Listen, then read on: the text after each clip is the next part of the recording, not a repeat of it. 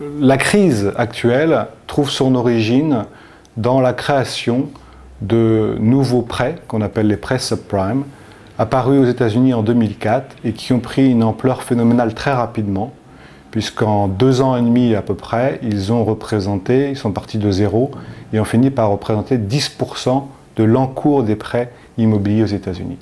Ces prêts sont des prêts à des ménages peu solvables ou carrément insolvables, qu'on a attirés d'une manière totalement malhonnête dans un espèce de piège où les 2 premières années, ils avaient des taux d'intérêt soit nuls, soit très bas, puis la 3e année, des taux d'intérêt beaucoup plus en rapport avec la vérité du risque que couraient les banques. À partir de 2007, donc 3 ans après la création de ce marché, les défauts de paiement explosent sur ces produits et on estime aujourd'hui que ces défauts de paiement représentent à peu près 50 milliards de dollars. Peut-être découvrira-t-on que c'est un petit peu plus, mais on reste dans des zones de gestion pour le système financier mondial tout à fait correctes. Le deuxième temps de la crise, c'est juillet 2007, donc peu de temps après, une banque allemande, IKB, qui fait faillite. On est bien loin des États-Unis, très très loin, et pourtant c'est en Allemagne que vient le début de la crise. Et très rapidement, 3 semaines plus tard, la grande banque d'investissement américaine Bear Stearns fait faillite à son tour. La sous-estimation des risques pris par ces institutions financières devient évidente.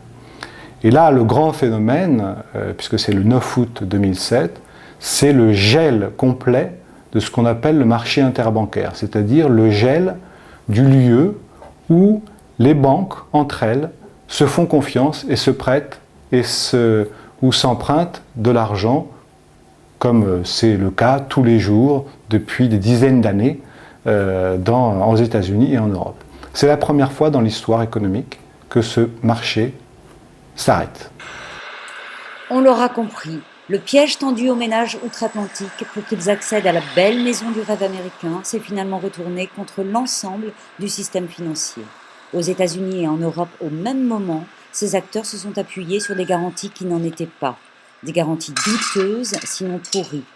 Dans les paquets des prêts subprime se trouvent en effet des produits d'une rare technicité, comme les CBO, dont personne ne sait au juste ce qu'ils contiennent, pas même ceux qui les ont inventés.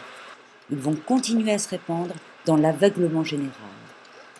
Le problème, c'est que les modèles, la façon de gérer le risque, la façon de l'entourer, de le circonscrire, cette façon a été, maintenant est dénoncée, tout à fait justement, comme ayant été très légère et sous-estimant les risques de retournement de l'immobilier, le retournement économique, et sous-estimant aussi les risques liés à la complexité des produits.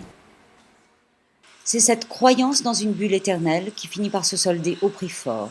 Des banques européennes et américaines vacillent, sauvées in extremis par les États, jusqu'en septembre 2008, où pour la première fois, une banque est lâchée, aux États-Unis.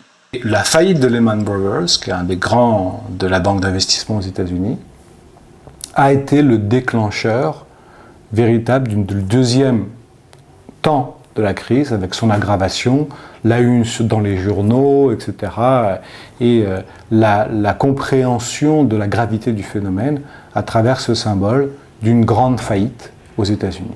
C'est-à-dire que les banques qui ne se prêtaient déjà plus du tout d'argent entre elles, alors se sont fait encore moins confiance, parce que si en plus elles peuvent faire faillite, alors que jusqu'à présent on disait aux États-Unis « too big to fail », trop gros pour mourir. Mais là, ce n'est plus le cas.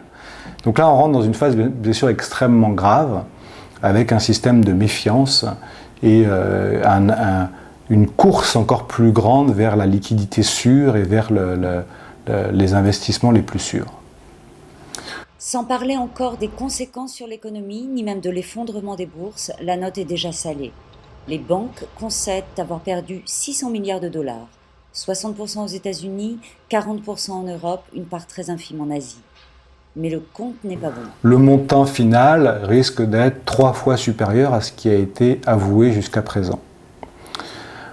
Donc en tout cas pour les banques, au moins 2 fois supérieur. Et puis après, il y a toutes les autres institutions financières. Donc les hedge funds, les sociétés d'assurance aussi. Ceux qui sont en première ligne, ce sont toutes les activités à effet de levier.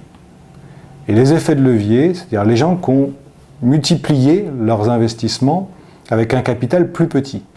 Et il est évident que le destin de ces fonds à effet de levier, c'est non pas de mourir nécessairement, mais d'être régulé et d'être beaucoup plus transparent que par le passé.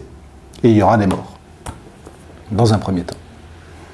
Les morts, on finira donc de les compter lorsque s'achèvera la liquidation à retardement de ces cadeaux empoisonnés que furent les prêts subprimes, inventés pour garantir la poursuite de la croissance américaine, mais qui ont abouti à son contraire, bien au-delà de ses frontières. Quant à l'argent, c'est sûr, il va manquer.